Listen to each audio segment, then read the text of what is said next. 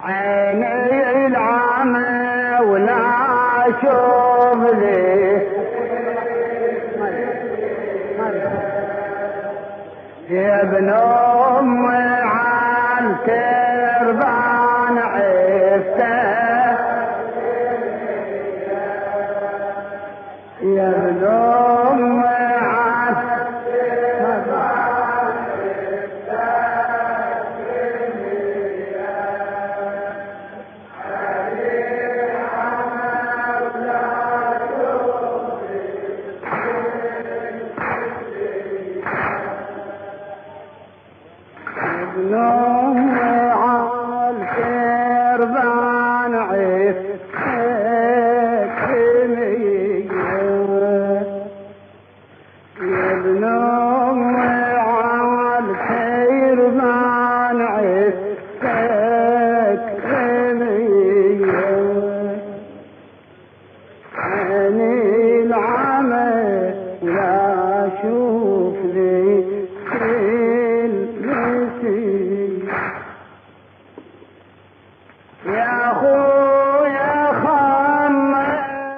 بسم الله الرحمن الرحيم، والصلاة والسلام على أشرف الأنبياء والمرسلين حبيب إله العالمين أبي القاسم المصطفى محمد وعلى آله وصحبه المنتجبين.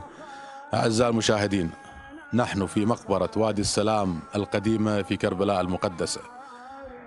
واجب علينا، واجب على كل قناة أنا أكلمها، واجب على كل موالي، كل خادم بالأخص يزور الخدمة رحمة الله عليهم، اللي ما في شك حاليا احنا نقول هم مع الحسين سلام الله عليه وقاعدين بجوار الحسين وبجوار ابي الفضل العباس والأئمة الأطهار. نحن اليوم عند أحد الرواديد اللي الكل ياخذ منهم، واسمه إلى الآن خالد في السماء الحسينية وفي الأعلام الحسينية، وهو علم من هذه الأعلام، ألا وهو حمزة الصغير رحمة الله عليه أبو أحمد. راح ناخذ تقرير بسيط من عنده، ومعنا كذلك أنا بالنسبة لي يعني آخذ منه بركة من والده رحمة الله عليه. راح نشوفه، تفضلوا معنا.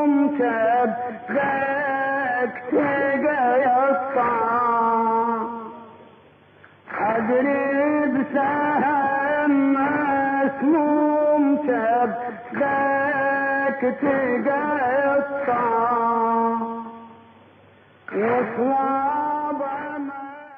نحن الآن عند القبر الرمزي لخادم أهل البيت وخادم الحسين حمزة الصغير.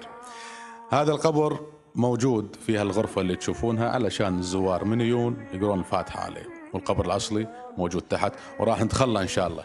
ولكن أنا يعني أعاتب الخدام، شعراء، رواديد، حتى خطباء، يعني لا حق عليهم.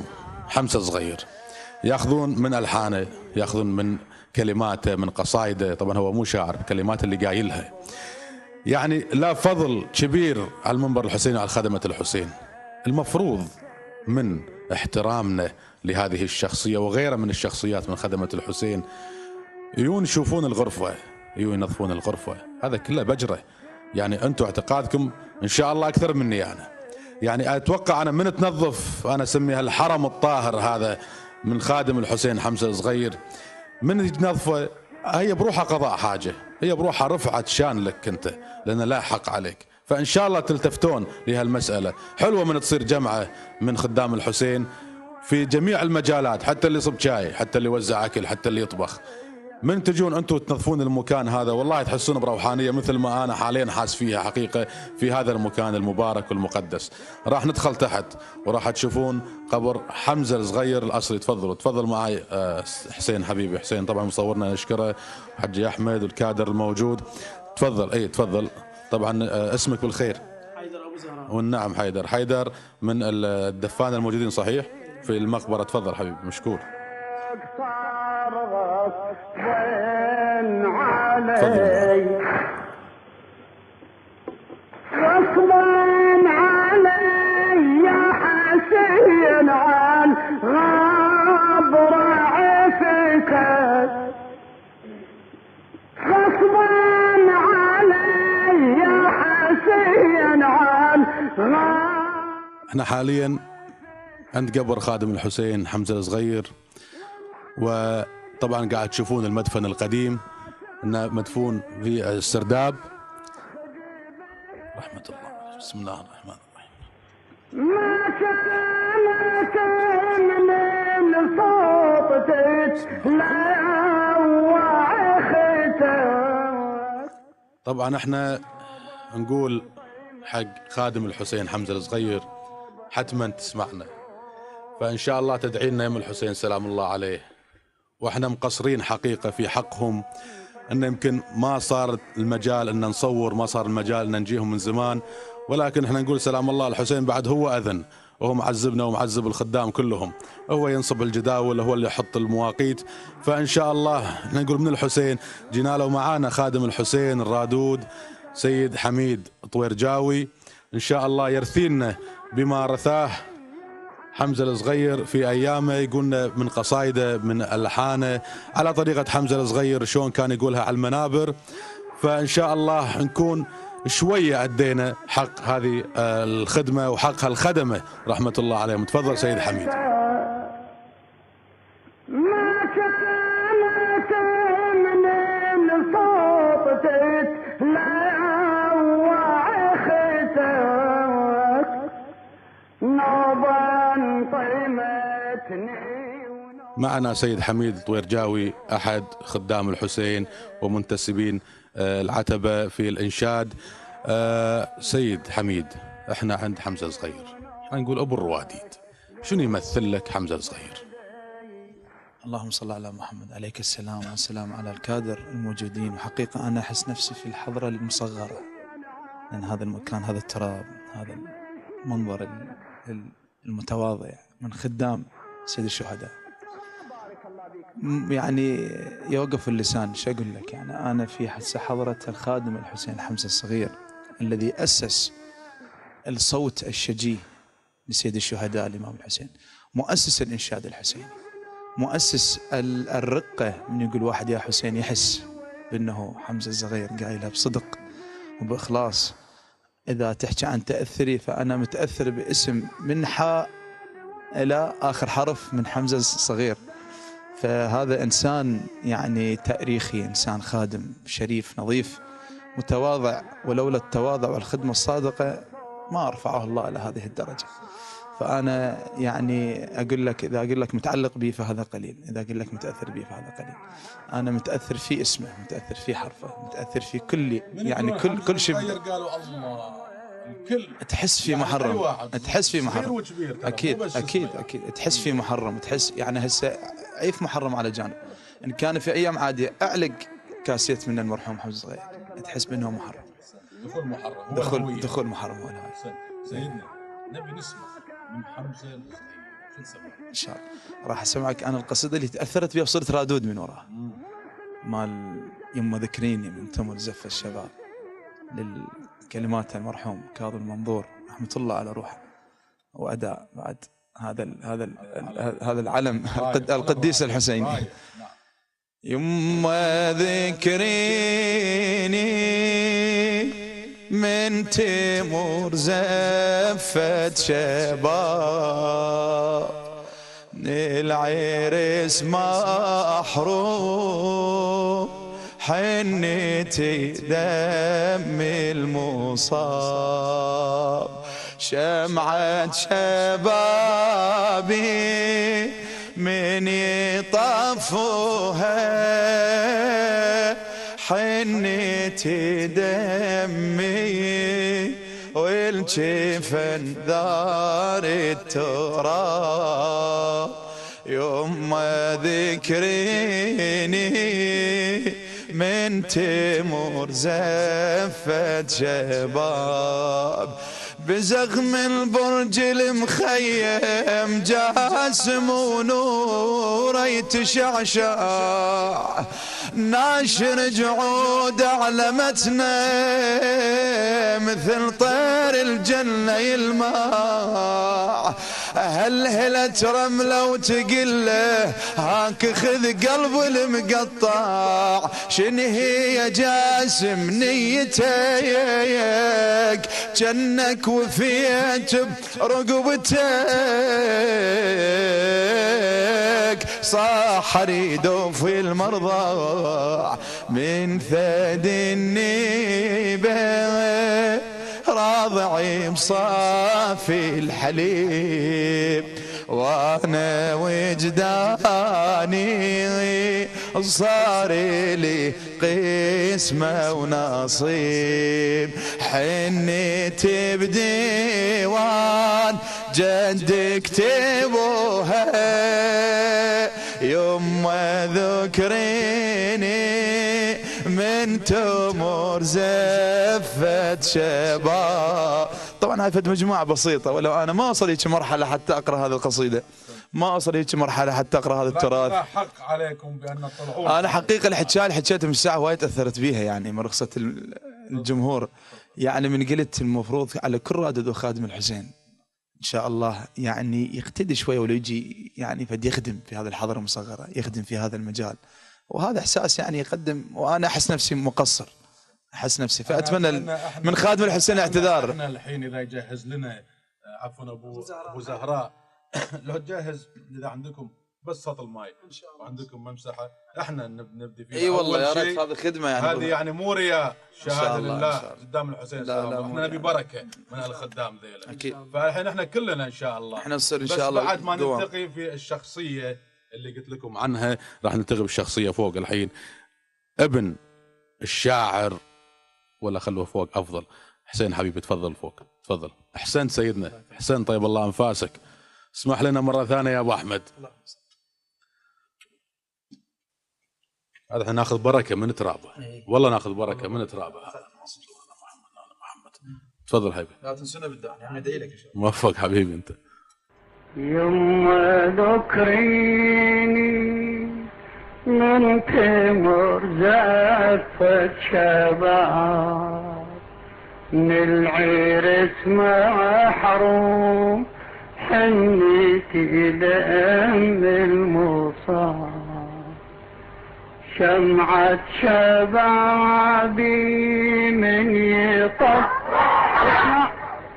حنيتي دمي والجفن ذار التراب يما ذكريني من تمر يحضر القاسم اللي جاوب يما ذكريني من تمر أعزائي المشاهدين شفنا قبر حمزة صغير. أنا يقولون بأحمد بس أنا استحيا أخجل أقول بأحمد خادم الحسين حمزة صغير أنا أقول له باسمه اللي نعرف فيه أنا وين وبأحمد وين مثل ما يقولون. قلنا لكم راح نلتقي في أبناء أحد الشعراء المعروفين واللي كان دوم مع حمزة الصغير أتوقع عرفتوه. معنا أبو كرار حجي علي كاظم منظور الكربلائي اسم وعلم من الأعلام الموجودة في الساحة الحسين وفي سماء الحسين نجم من النجوم حقيقة. أبو كرار أبو كرار أول شيء أنا شرفت بمعرفتك حقيقة وحتما في ناس كثير عرفتك خاصة في كربلاء المقدسة وشوية يمكن مظلوم إعلاميا ما تطلع. أنا ما أشوفك تطلع حقيقة مقصر أنا أقول لأنه مو ظاهر نفسك. فأبو كرار يعني احنا عند خادم الحسين وحتما حمزة الصغير خادم أهل البيت عنده ذكريات وعنده أمور كثيرة مع الوالد رحمة الله عليه شاعر أهل البيت كاظم منظور الكربلائي. نبي موقف نسمع منك يا أبو كرار تفضل. والله ذكريات ومواقف كثيرة بس ذكرت قبل قليل كنت مع والدي في السن يعني فبين يوم ويوم أو يوميا يعني ننطلق إلى محل المرحوم حمزة الصغير اللي معروفة في فرقة البلوش يعني كان يضربوه طبعا محل أوتي وبأتذكر ليست درجة واحدة تنزل يعني فكل يعني حدود 10 الصبح 10 ونص أروح مع والدي فكرسي صغير يعني شايف من خشب يقعد حمزة الله يرحمه جنبه والدي المرحوم كاظم منظور، فيتقرب عليه ويحفظ القصائد الجديدة والألحان. من اللي حمزة يتقرب للوالد؟ طبعا إيه، يتقربون. ذاك الوقت يعني حياته بسيطة كانت، لا ضوضاء السيارات ولا كذا، باب الدكان فبصوت يعني مناسب يحفظه يوميا، يعني بين يوم ويوم كذا. الوالد كان يحفظ حمزة الله يرحمه إيه، باعتبار الأطوار أكثرتها يعني الشاعر كان يعدها اللي تناسب الكلمات طبعا. فأنا كنت أجي يعني بهالعمر يعني، فكان يدزني الله يرحمه، اكو بيت بصفه، بيت خشب، بيت الهنودي صح ولا اتذكر، فطالب مال المي راح اترسل اياه من الحوض اللي لانه يقدر يدخل عوائل اكو هناك، فاترسل اياه مي، اذا بطل لي اتذكر حتى يخلي بي هذا ويرش مي لوتي يعني. زين، شلون كانت نفسيتهم تشوفهم؟ يعني شوف انت بالمحل اثناء شغله كاظم منظور وحمزه صغير، يعني ثنائي حسيني رائع جدا حقيقه، واساميهم الى الان مخلده على المنبر الحسيني. شلون كانت نفسياتهم تشوفهم؟ هذا انا اتمنى يكون درس لبعض الموجودين حاليا، يعني شلون كانت نفسياتهم، شلون كان تواضعهم، شلون كان شغلهم مع بعض؟ والله اخاف اقول لك ملائكه، اخاف ابالغ يعني اذا صح الكلام انه ملائكه، لان انا اتذكر فش يعني ما ادري يجوز اذكره ولا، في يوم ما اختلفوا ولحد الان ما يعرفون سبب الاختلاف. قد يعني ذولا ناس يعرفون العقيده ويعرفون الحسين، اللي لحد هسه ما يعرفون شو سبب خلافهم، ما حد شهر بالثاني ابد، ولا يعرفون لحد الان ورا فتره انه يعني صالحوا بيناتهم ورجعت اي، فكان الشيطان او كذا، فقصدي انه لحد الان ما يعرفون سبب الخلاف بينهم. مع الاسف هسه بعدها يعني بعد السالفه ما خلصت انتشرت. ما يصير. خادم الحسين لازم يمثل الحسين، يمثل الاسلام، يمثل المنبر الحسيني، المفروض متواضع، يتحمل، مو مشكله انا اتحملك، خلاف فني بيناتنا مو مشكله. نرجو من الله مثلا ان يوفق الجميع ويكونون وجاه هالخدمه نفس مسارهم، وجاه الخدمه، لان لو ما مزكيهم اهل البيت ما كانوا وصلوا لهالدرجه، فضحوا وتعبوا باموالهم، بمواهبهم، بطاقاتهم. احسنت، وهنيالك على الوالد رحمة الله عليه، شاعر أهل البيت كاظم منظور الكربلائي، اللي حقيقة اسم وعلم، وانت إن شاء الله كذلك هم في الخدمة الحسينية، هم مقصر وهم ما شاء الله أداء صوتي وكذلك شاعر. والدليل راح نسمع الآن سيد حميد طويرجاوي مع أبو كرار علي كاظم منظور الكربلائي بقصيدة من كلمات وألحان أبو كرار. طبعا احنا ما نقول ألحان عشان الوصل الفني، طور علي كاظم منظور الكربلائي. أبو كرار سيد حميد تفضل، محلي بينك وبين أبو كرار، تفضل. يما ذكري من تمرزق، يما ذكري. سلام على ساريات العطاء وأهل العقيدة والكبرياء. سلام على ساريات العطاء وأهل العقيدة والكبرياء. صوت من الضمير من حمزة الصغير، صوت من الضمير من حمزة الصغير، لتنشد عزا أبا الشهداء. سلام على ساريات العطاء. إلى الآن شعري ويبقى أسير، فنعم الرواديد حمزة الصغير، فصوته يعلو يهز الضمير، يهز المشاعر لتزهو الشعائر، يهز المشاعر لتزهو الشعائر، مشاعر حب من النجباء. سلام على ساريات العطاء، سلام على ساريات العطاء وأهل العقيدة والكبرياء. صوت من الضمير من حمزة الصغير صوت من الضمير. ورحمة الله وبركاته. بارك الله فيكم. أنا طبعا أعتذر، أنا طبعا أتشرف بهالخدمة من الخدمة الموجودين حاليا. احنا نقول الأنفس هذه الطاهرة ما جات إلا من هذه الأنفس الطاهرة، وأنتم خير لخير سلف حقيقة يعني، والنعم فيكم بكرار، وكذلك سيد حميد ما قصرت. احنا في الختام أعزائي المشاهدين طبعا إن شاء الله نتوفق إلى خدمة ثانيين من الخدام الموجودين من نفس الحسين الطاهر هذا القديم، اللي إلى الآن الخدام الحاليين يأخذون من نفسهم ويتذكرونهم دائما. إن شاء الله نوفق ونلتقي في خدام آخرين إن شاء الله. ولكن في الختام احنا مثل ما قلنا أول شيء نبي كل الخدمة في هذا المكان، مو بس المكان، لكل خادم حتى إذا ما عنده مثل هالغرفة، حتى لو قبر تجدده، هذا واجب عليك. أنا باعتقادي كخادم الحسين واجب عليك، لأنه هو من أوصل الرسالة الحسينية الصحة في هذا اليوم وإلى اليوم. احنا نقول إلى اليوم هم اللي وصلوا الرسالة الصحة والحقيقية حقيقة. ففي الختام احنا راح نبدي إن شاء الله أول غسيل لهذه الغرفة، حتى لو ما نقول احنا غسيل تام، ولكن احنا نبلش في نظافة هذا المكان الطاهر لخدمة الحسين، وإن شاء الله تكون سنة حسنة ويمشون عليها خدام الحسين. تفضلوا معنا.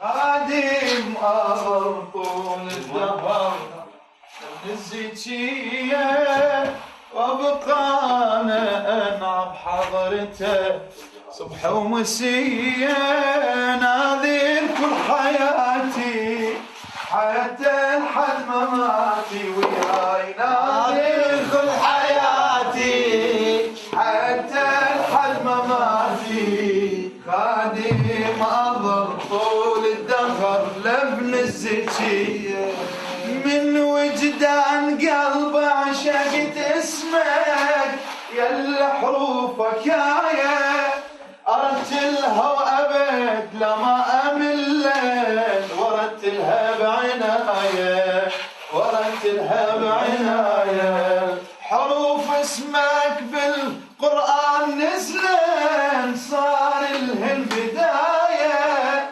حروف اسمك بالقرآن نزلن صار الهن بداية، ربي العظيم بقدرته شد عليك احزان تتشرف الملائكة، صير لك خدام جبريل بعظمته، صيح انا خدمته جبريل بعظمته، صيح انا خدمته، خادم اظل طول الدهر لابن الزكي.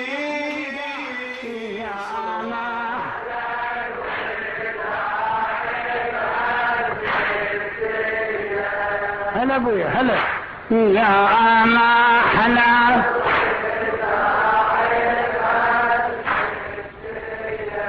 وعلوم المنية وعلوم المنية زين الفاس